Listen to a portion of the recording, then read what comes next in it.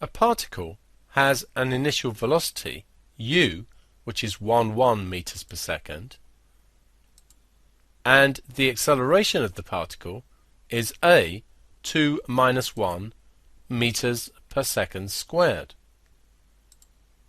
We want to find the velocity after 4 seconds.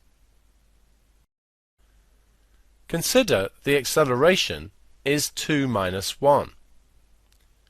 What this means is that in each second the velocity will change by 2 units to the right and by 1 unit downwards.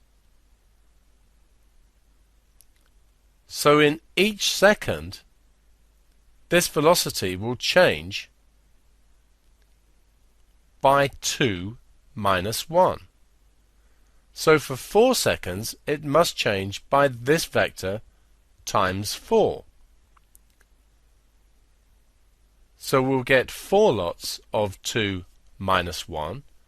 In other words, the velocity increases to the right by 8 units, 4 times 2, and downwards by 4, 4 times minus 1. This gives us that the velocity is now 1 plus 8 minus 4, which is 9 and minus 3 meters per second.